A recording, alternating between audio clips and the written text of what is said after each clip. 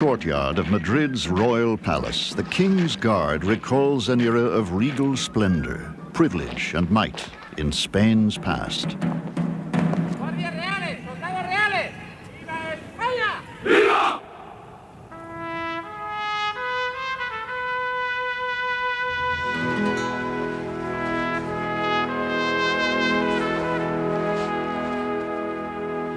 But the saga of Juan Carlos is distinctly modern. When he became king in 1975, he took the reins of government from Europe's last fascist dictator. He was to inherit a land touched by forces unlike the rest of Europe. A land chosen by destiny to become the greatest power on earth, then doomed to lapse into decades of decline and stagnation.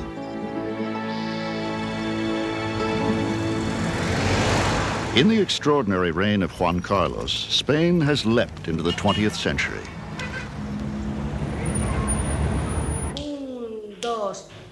But as new ideas, concepts, and values flood in, the Spanish people cherish the ways that are uniquely theirs.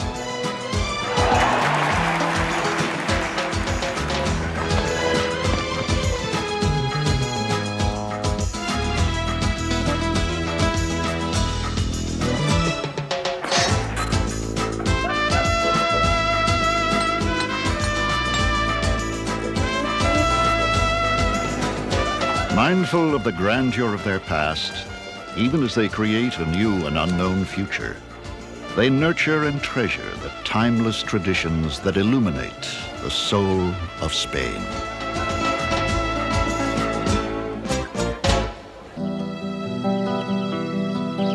Spain, dramatic, mysterious, complex.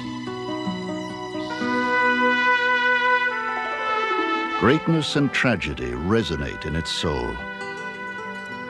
It gave the world the essence of chivalry in Don Quixote, the quintessence of cruelty in the Inquisition.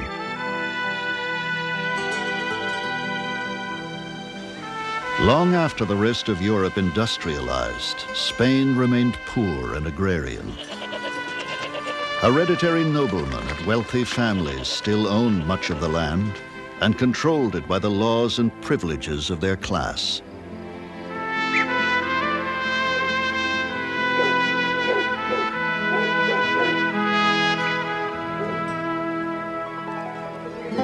Inward looking, the people proudly clung to their ancient heritage, customs, and beliefs. Who are they? Where did they come from? What shaped the Spanish soul?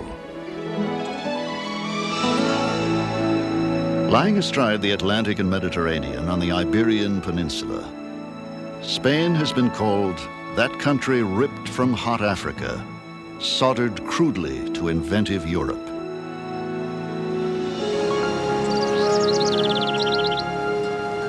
First settled by wandering tribes from Europe and North Africa, it would be colonized by Phoenicians, Carthaginians, and Greeks. By 19 BC, the triumphant Romans dominated the peninsula. They would leave their indelible imprint of architecture, law, and language. Later, Roman missionaries would introduce Christianity. Led by Arab warriors, in 711, Berbers from North Africa swept into Spain. Soon their rule and Muslim religion gripped the land. Working side by side, Muslim, Christian, and Jewish scholars relit the torch of learning that led Europe out of the Dark Ages. Córdoba, capital of Muslim Spain, became Europe's most cultured city, boasting 500,000 inhabitants when London and Paris were only villages.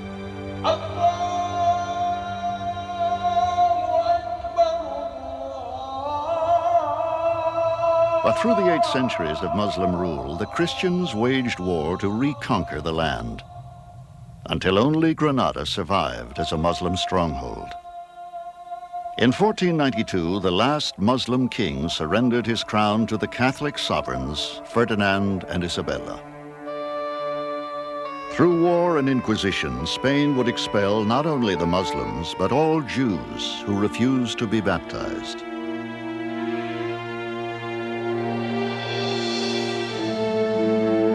Seeking a western route to the riches of India, Ferdinand and Isabella would provide Christopher Columbus with financial support. On the 33rd day of his voyage, Columbus landed in the New World and claimed it in the name of the Spanish crown. Spain would conquer huge empires in the Americas.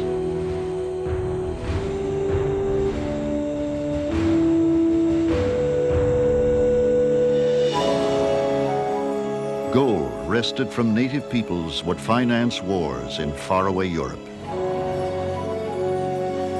And Spain would become the world's mightiest power. But 2 centuries later, its navy defeated, its empire in shambles, Spain's era of supremacy was over. A long eclipse had begun.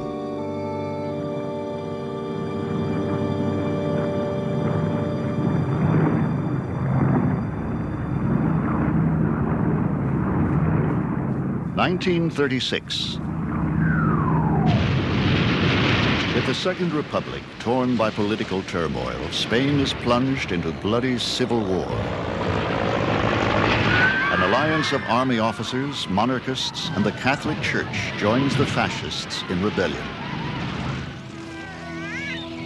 They are supported by Hitler and Mussolini in a conflict that becomes a dress rehearsal for the Second World War.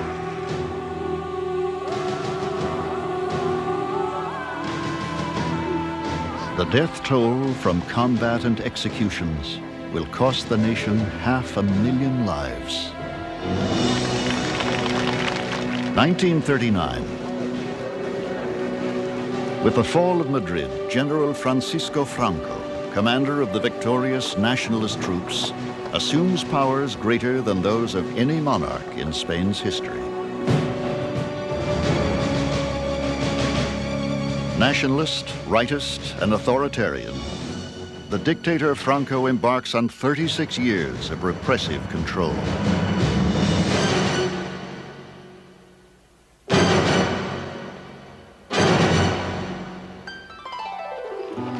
When World War II rages across Europe, the wily Franco manages to keep Spain out of the conflict.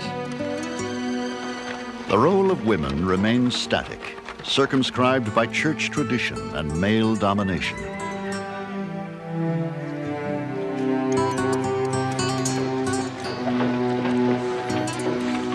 Physically shattered and spiritually crippled in the long aftermath of war, the nation will need years to heal.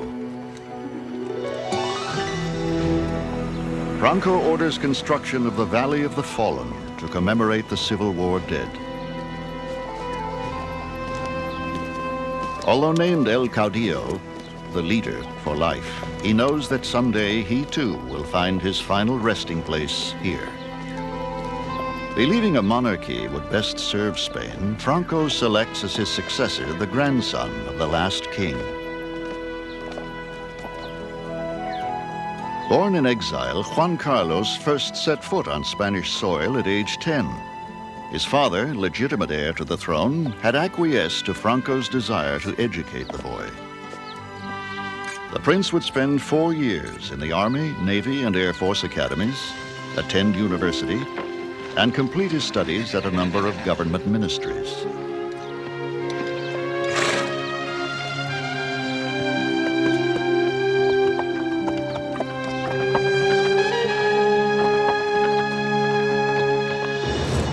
In 1975, the nation observes the end of an era. For nearly 4 decades, Franco had made all of Spain's important decisions. Juan Carlos, rarely seen except in Franco's shadow, was perceived to be molded in his image. Would the nation again erupt in rebellion?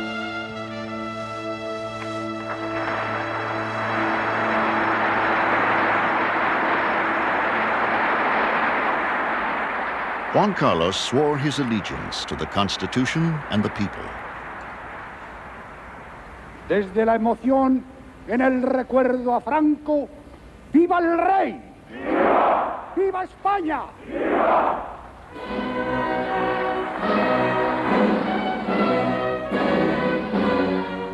Perceptive and intelligent, he had privately concluded Spain must embark on a new course. Secretly, he had prepared himself for it. To everyone's surprise, he deftly led his people from dictatorship to democracy. A king who pays taxes, lives modestly, and is an avid sports enthusiast, he soon became the most popular man in the country.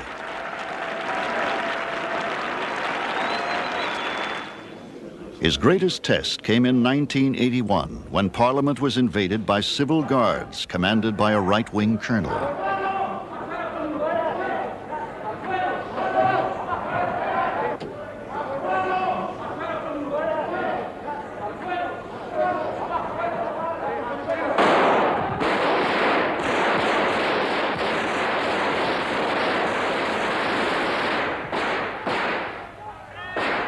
As an amazed public watched on television, the colonel called for a return to a Francoist regime.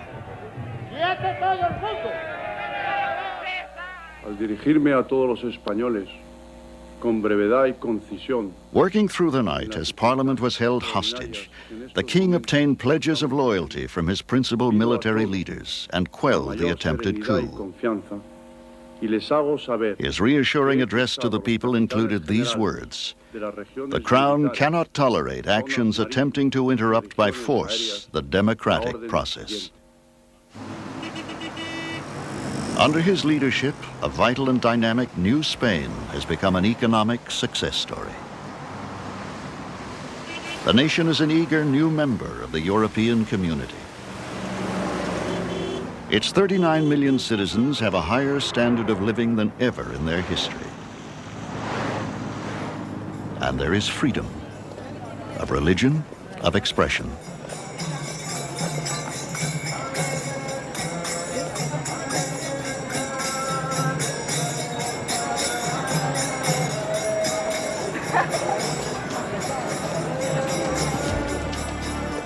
The repression of old has evaporated.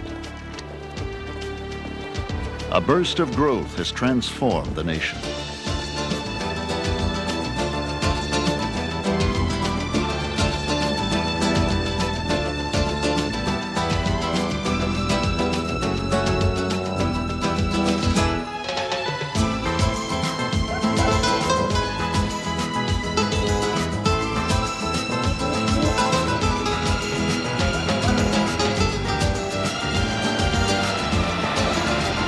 Every year, Spain attracts 50 million tourists, more than the country's total population. They bring billions of dollars, new ideas and customs.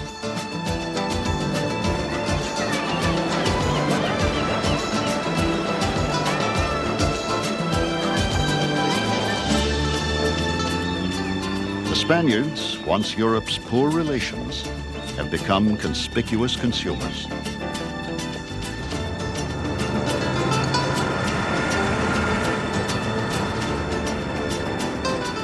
But behind the facade of modern Spain, echoes of an older way of life still resonate. In the same year that Franco died, so did Don Fernando de la Cámara, one of the wealthy landowners who had supported the dictator. Cámara's presence can still be felt in the Seville apartment where his heir, Rocío, lives. Lo que quiero es que tú te pongas bien del todo y que te venga un día al campo a disfrutar. ¿Vale? She is now the head of her family's agricultural business. As her father did, Rocío grows wheat and sunflowers and raises bulls to fight in the ring.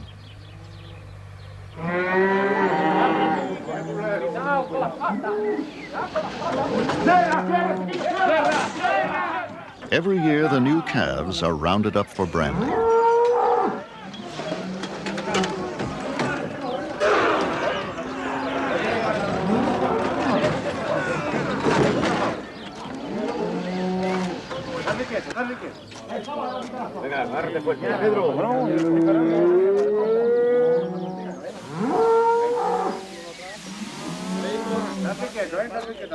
In this tough and traditionally male-oriented atmosphere, Rocio has found acceptance. Evidentemente es más difícil que siendo hombre. Pero bueno, la sociedad va Of course, evolucionando. it's harder being a woman, but society is changing, and nowadays there are no real problems. Big problems. A lo mejor si fuera hombre, pues estaría tirando el becerro, que lógicamente. If I were a man, I'd wrestle those calves, but as a woman, I can't. But there are many important things to do on a ranch, where being a woman makes no difference at all. Y razonar una serie de cosas que al fin y al cabo, por ser mujer, pues el razonar no te lo quita nada.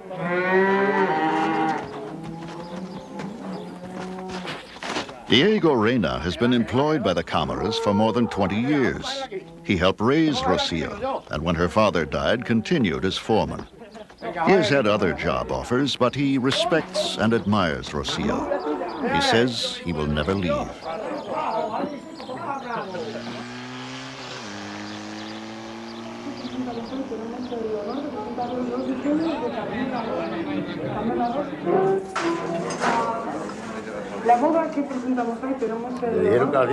Unlike his peers of 25 years ago, Diego receives an adequate income, has his own house, and can look forward to retirement with Social Security. Today, Diego has the right to vote, but like many others, still prefers the old ways. Yo personalmente vivía más tranquilo. Personally, I felt more at ease under Franco than now. Yo personalmente. Nobody bothered anybody. You could bed down in the fields anywhere. Now you can't. Hoy no se puede uno acostar en ningún lado. In the last few years before Franco died, life was peaceful in the country. We ate well in the country, and we could save a peseta or two.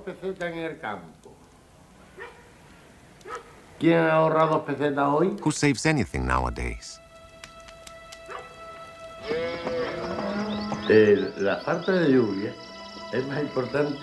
Whether Juan, Pedro, or Antonio is in charge, the land is the same. We live off the land and die for the land. It's always the same. Always the same.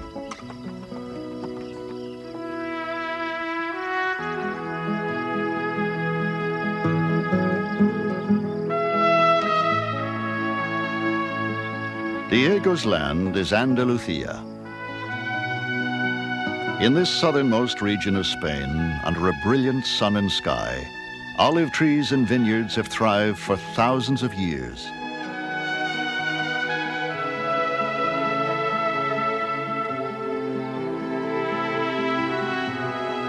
Only here, in all the world, in a small area of chalky, moisture-retaining soil, is true sherry wine produced. In 1730, a French farmer founded a sherry dynasty in the town of Jerez de la Frontera. Today, the heirs of Pedro de Mec are the second largest producers of sherry in the world, part of an elite referred to as sherry barons. Still, even at age 77, Jose Ignacio de Mec enjoys driving to work on a second-hand motorbike, purchased from his chauffeur.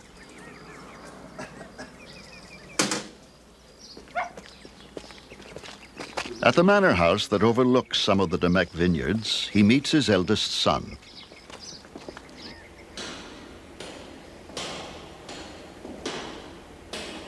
The manor was built around an ancient tower used during the Middle Ages to send smoke signals to Africa, only 65 miles away.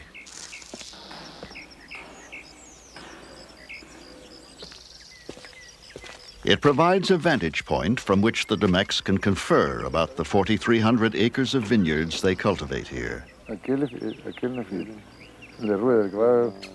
One day, the younger Jose Ignacio will take control of their wine and brandy empire in Spain and the Americas.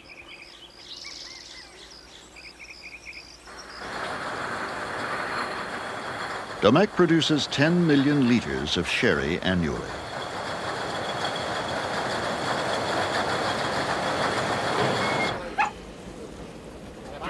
most vital element in creating a distinctive sherry is the human factor, specifically the human nose.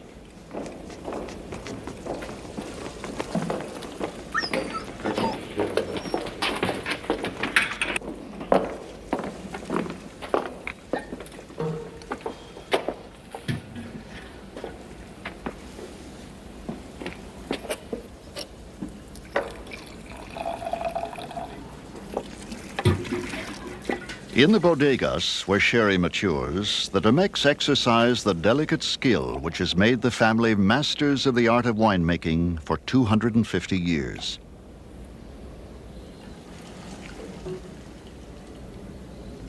We maintain our standardization of quality throughout the different generations. My father is known in the wine world for the nose, not only because of the size of it, that is, you have seen is rather big, but because he's considered one of the most important specialists in Europe in the science of wine. Okay.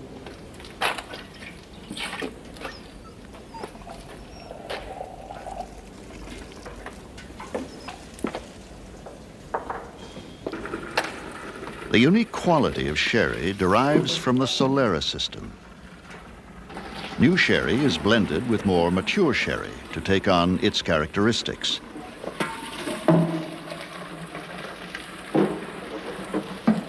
Fortified with grape brandy and repeatedly blended, it ages in oak casks until it reaches maturity. The most venerable bodega holds casks of rare sherry dedicated to the famous. Among them is one once reserved for George IV, King of England. A cask was dedicated to Napoleon in 1812. And after the Battle of Trafalgar, Admiral Lord Nelson's body was shipped to England perfectly preserved in a cask of brandy and sherry.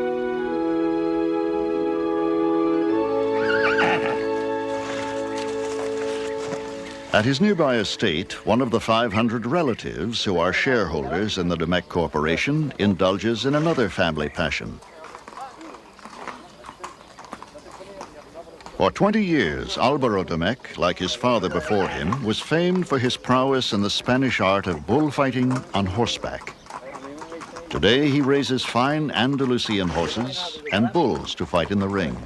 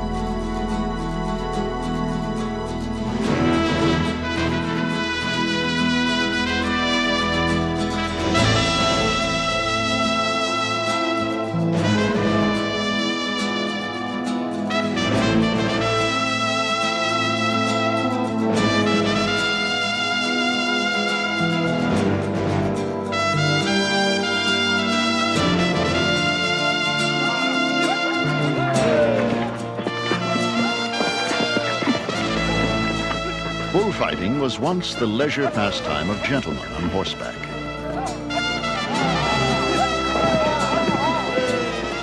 Farmhands assisted with their capes.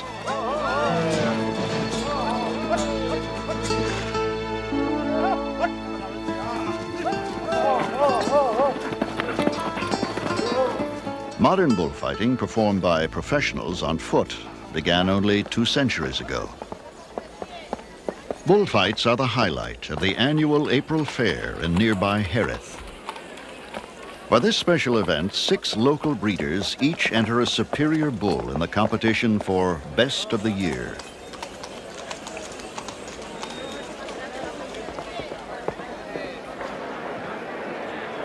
Domecq is here, sharing the crowd's anticipation and hoping his bull will bring honor to the family's reputation as breeders.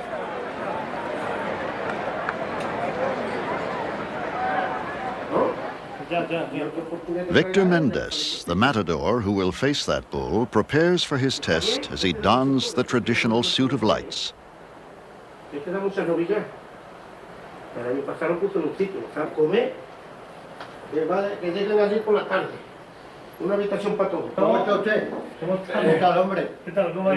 The bullring manager and other well-wishers come bearing the only protection they can offer: suerte, good luck.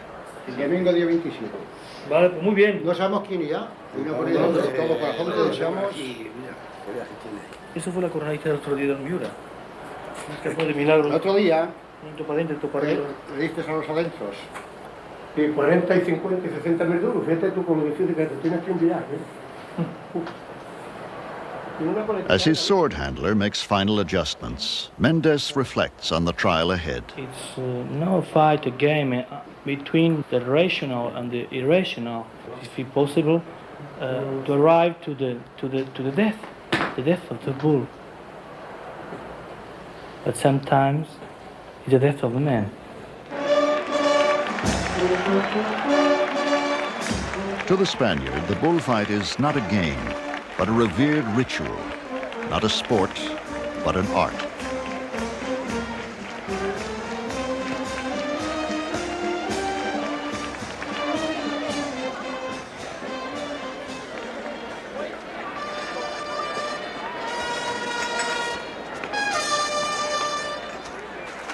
Its origins can be traced to pagan sacrifices and to ancient Greek and Roman games.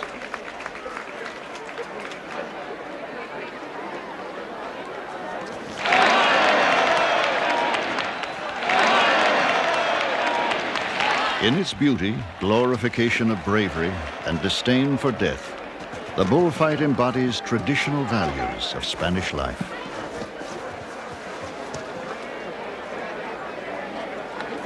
More than spectacle, this is mythic theater, in which the drama of life and death is reenacted, culminating in the predictable, but by no means certain, death of a noble beast. In recent years, it has lost popularity, and there is increasing disquiet among a minority of Spaniards about the morality of their national fiesta. But for some, it remains an irreplaceable thread in the fabric of their heritage.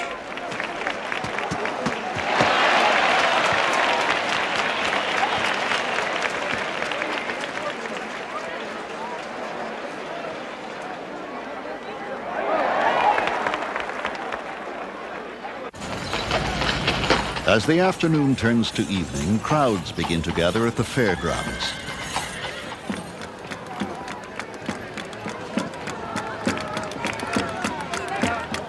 In this week-long celebration, women wear traditional Andalusian dresses. Friends meet, sip sherry, make music, and dance.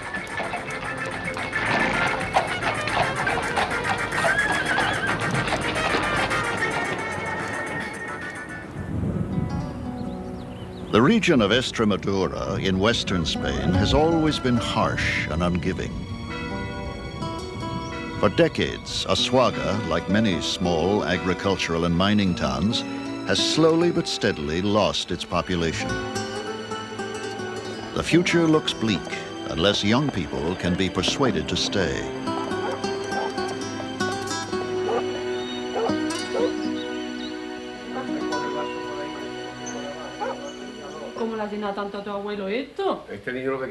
Among the few professionals here is a husband and wife team of doctors assigned to the local clinic. Their 16-year-old daughter, Alicia, feels trapped in the stifling atmosphere. La pinta que le han puesto en el casino no le gustaba. Ah, no me gustaba la tapa del casino. Yo que sé lo que era. Tenía una pinta que no me gustaba nada. Son buenísimas. Exquisita la carne. Ah, pues pero bueno, tenía la gafa oscura y además la carne. Este pueblo es pequeño. Tiene poco. This is a small town. There isn't much for me to do. I'm not sure whether to stay or leave. I'll probably leave, but I still haven't decided.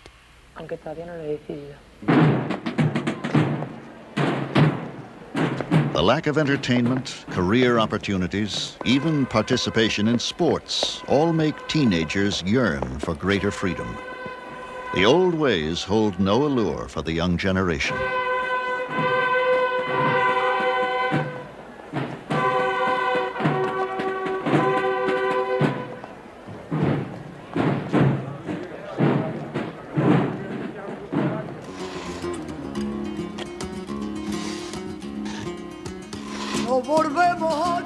When Alicia's parents accept job offers in Seville, she is thrilled to go with them. She will become one of the thousands who seek new lives in big cities.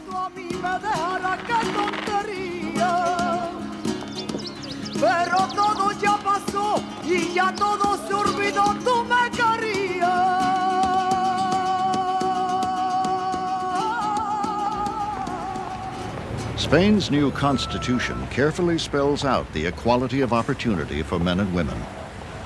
After high school, Alicia hopes to join the growing ranks of working women.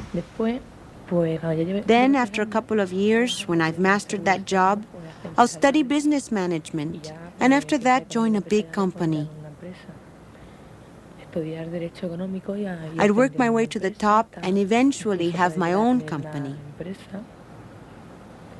As a businesswoman, I'd travel. I'd like to travel a lot in my work.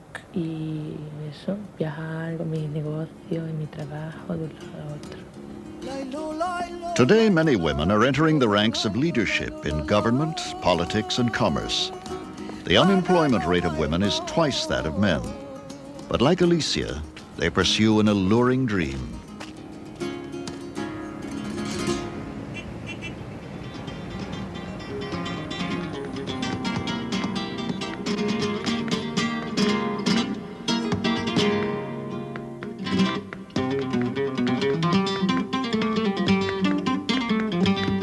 Spain's greatest contemporary poet, Garcia Lorca, described flamenco as deeper than the heart of the one creating it and the voice singing it. It comes from the first sob and the first kiss. Flamenco was born in Andalusia when Arabic and Spanish music mingled with the songs of the Jews. The gypsies were to adopt it and, in their wanderings, carry it throughout Spain.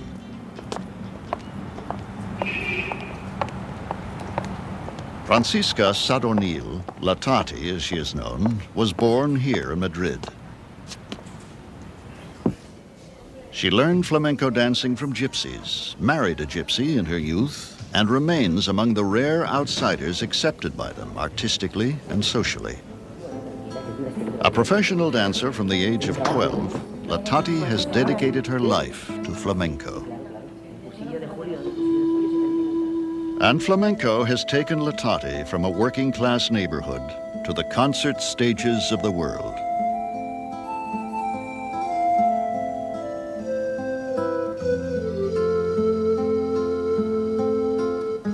She reminisces. I can't remember a time when I didn't dance. I was born on Toledo Street, and there all the neighbors were Andalusians and gypsies.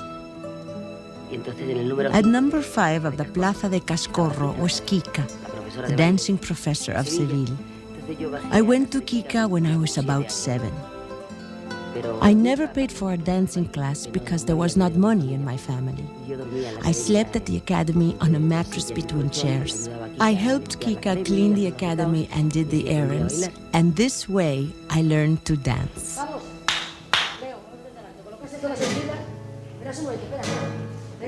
Today, she passes her knowledge to a new generation.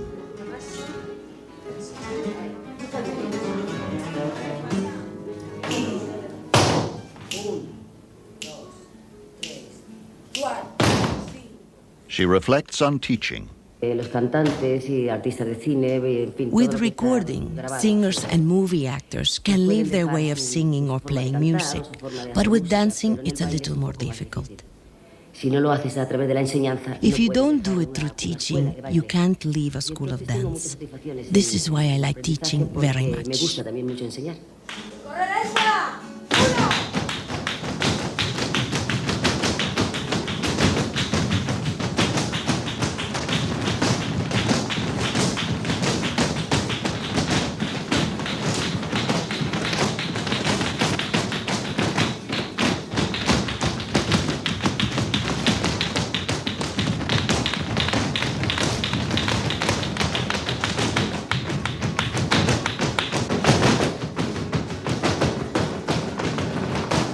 Latati is highly sought as a teacher, but as an artist, she gets her deepest satisfaction from performance.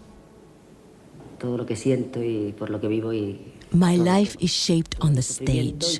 All that I feel or live for, everything, all my suffering and all my glory, all my life is on the stage.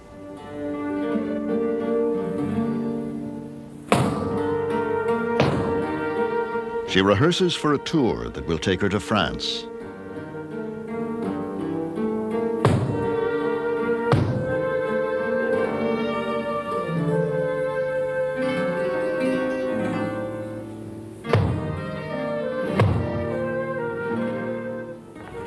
La calidad del flamenco. The quality of flamenco is to get out of a difficult situation of crying and of sorrow, to get into an explosion of happiness and a feeling born in the soul and the heart. Flamenco is an expression of the soul.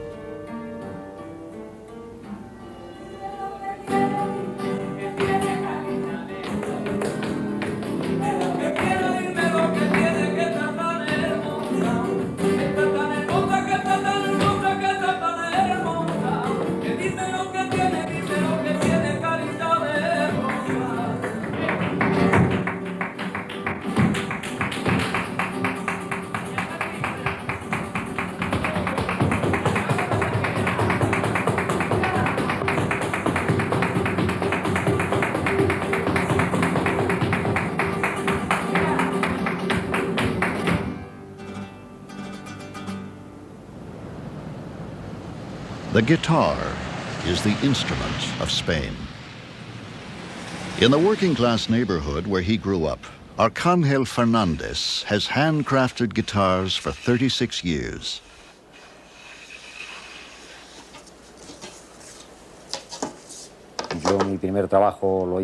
I had my first job at 11 as a furniture maker. Later, I became fond of playing the guitar.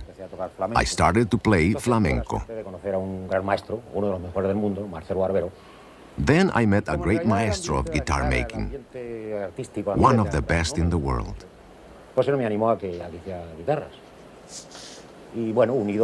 Since I had found that the artistic environment was not much to my liking, I found myself turning to guitar making.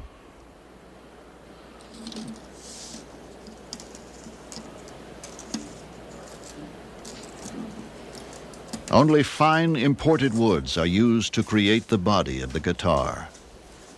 They are carefully heated and shaped as the craftsman gradually brings the instrument to life.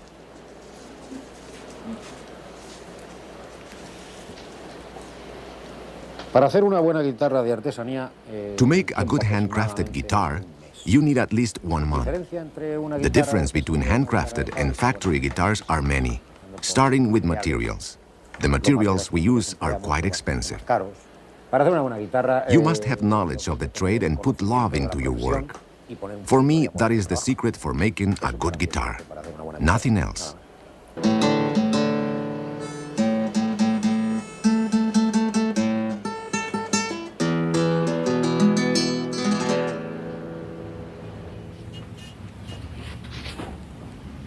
Aquí a esta banda, que es donde mejor se ve, curiosidad ya.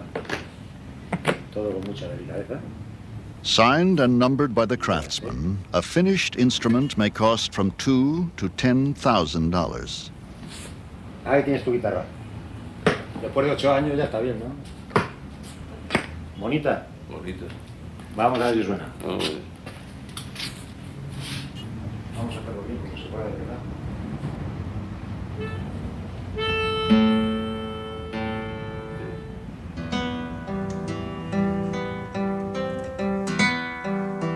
Through this artist's expression, the guitar gives voice to the Spanish soul.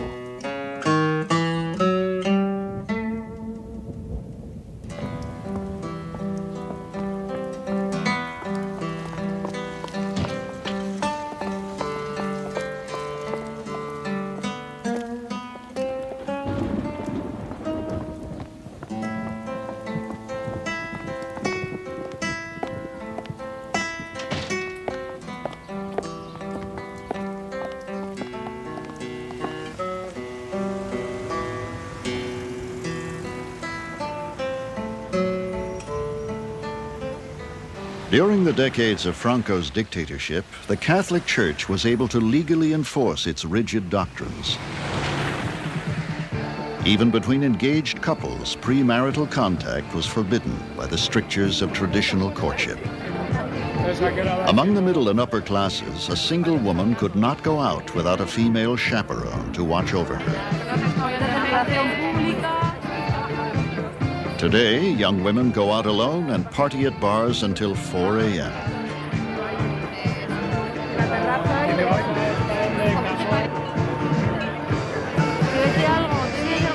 Agata Ruiz de la Prada is among the contemporary Spanish women who now define their own roles in society.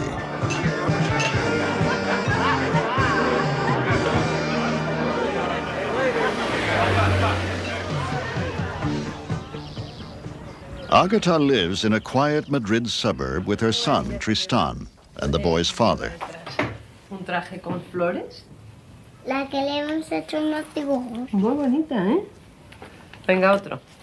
Her seemingly bourgeois home life is not quite what it appears. My mother and father separated when I have more or less 12.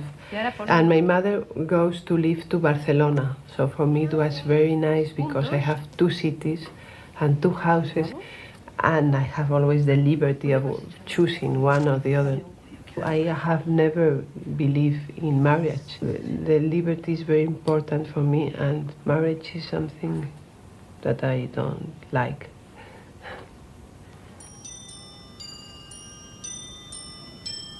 Ruiz de la Prada is a designer and businesswoman. These dolls, whose costumes she creates, sold over 1 million in Spain alone last year.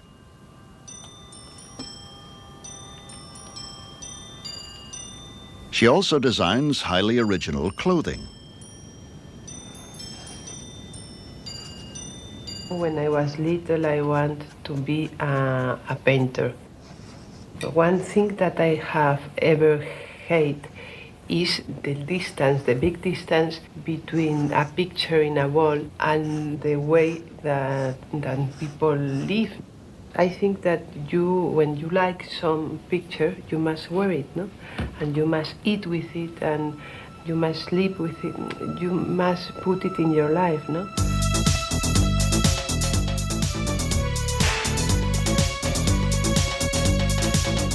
Humorous and deliberately outrageous, her designs have brought her international recognition.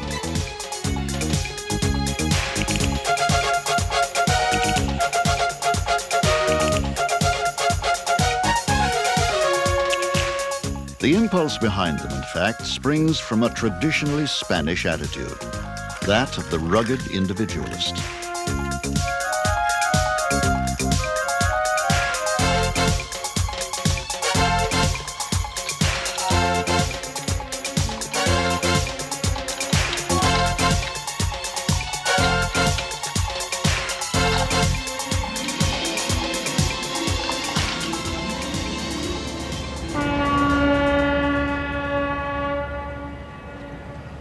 Barcelona, Spain's largest seaport, the nation's second city and industrial powerhouse. Barcelona is also the center of a rich and highly original artistic tradition. This legacy is evident everywhere. In a mosaic pavement created by the great Joan Miró,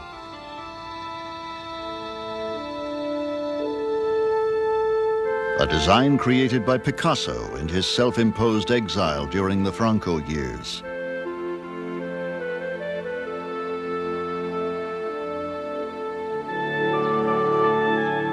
And the undulating curves of a facade by Antoni Gaudí, a genius who used the sinuous forms of nature as the vocabulary for his architecture. Gaudí was dubbed visionary and madman.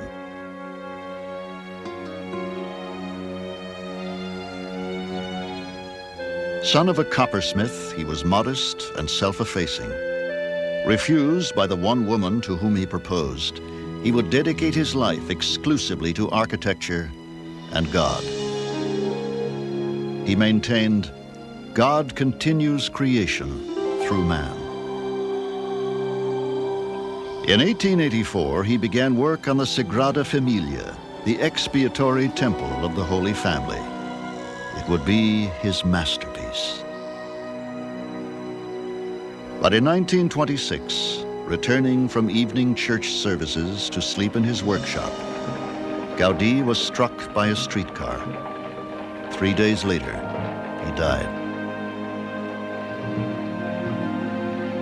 Thousands followed the funeral cortege to his final resting place, the crypt of his unfinished basilica.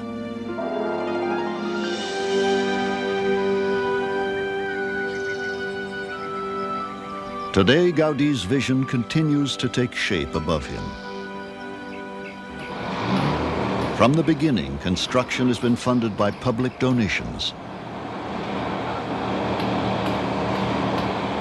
Only some 50 artists and craftsmen are employed.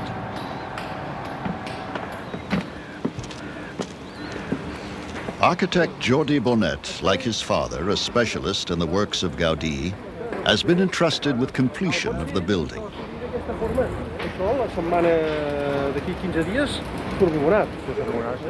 As much a sculptor as an architect, Gaudí preferred to make models rather than work from drawings. Using them, Bonet is able to continue according to Gaudí's concept.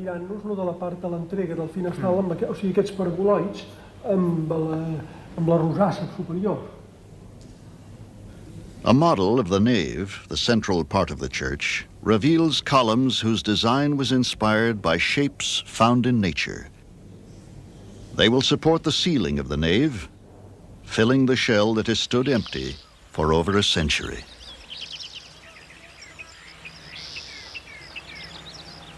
With all these Gaudí original elements, it is possible to continue it and to build in his place the nave.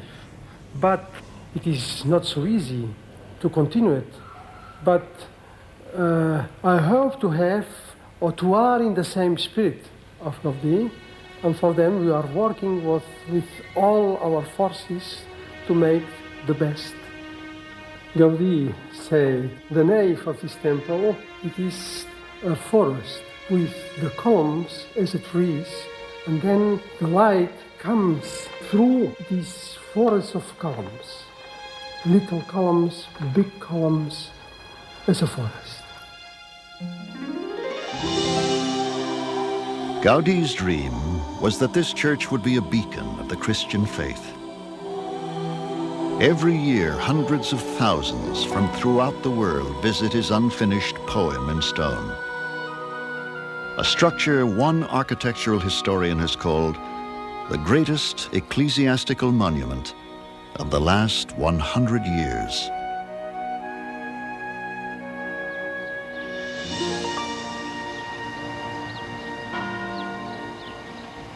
Holy Week. Across the nation, cities and villages ready for a ritual of faith that occurs in few places outside Spain, and nowhere with more passion than in Seville.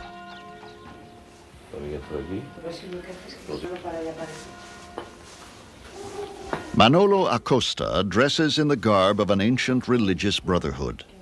For me, Holy Friday is one of the fundamental things of my life. So important that I'm thinking about that day the whole year.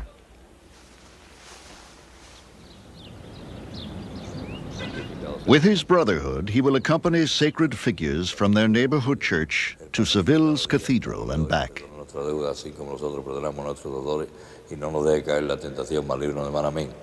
Dios te salve María, llena de gracia, el Señor es contigo, bendita tú eres entre todas las mujeres, en nombre del Padre, del Hijo, del Espíritu Santo. Amén. Thousands gather in anticipation of the moment when a priceless, hand-carved image of the Virgin emerges from the cathedral.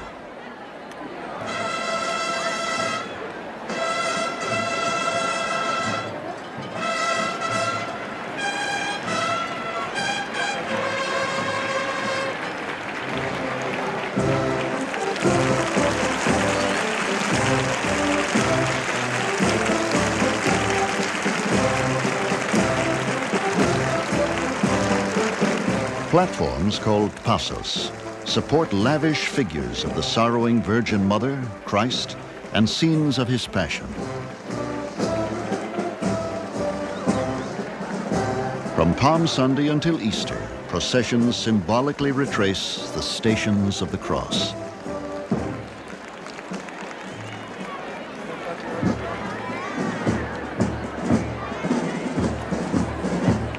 Proceeding blindly under the directions of a guide, 30 to 40 bearers support the pasos, which may weigh up to 2 tons.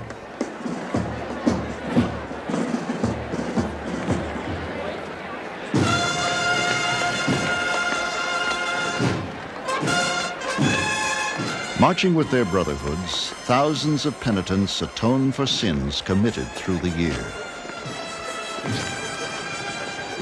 They wear masks and hoods designed centuries ago to conceal the sinners from all but God.